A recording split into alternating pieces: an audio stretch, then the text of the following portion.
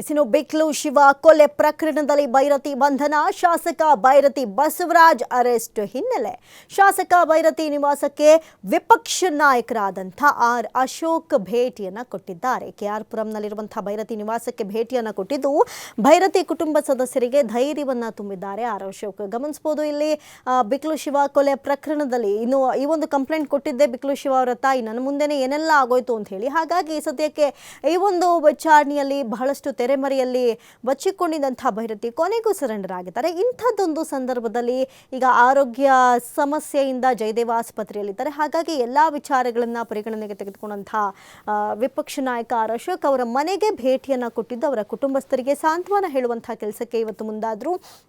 ಇನ್ನು ಕೊಲೆ ಪ್ರಕರಣದಲ್ಲಿ ಬೈರತಿ ಬಂಧನವಾಗಿದ್ದು ಶಾಸಕ ಬೈರತಿ ಬಸವರಾಜ್ ಅರೆಸ್ಟ್ ಆದಂಥ ಹಿನ್ನೆಲೆ ಸಹಜವಾಗಿಯೇ ಕುಟುಂಬಕ್ಕೆ ಒಂದು ಕಡೆ ಆತಂಕವಾಗಿರುತ್ತೆ. ಒಂದು ಕಡೆ ಮಗನ ಈ ರಾಜಕೀಯ ಬೆಳವಣಿಗೆಯನ್ನು ನೋಡಿದಂಥ ತಾಯಿ ಹಾಗೂ ಕುಟುಂಬಸ್ಥರು ಸಹಜವಾಗಿ ಈ ಒಂದು ಪ್ರಕರಣದಲ್ಲಿ ಈಗಾಗಲೇ ಇಷ್ಟು ದಿನಗಳಿಂದ ತಲೆಮರೆಸಿಕೊಂಡಿದ್ರು.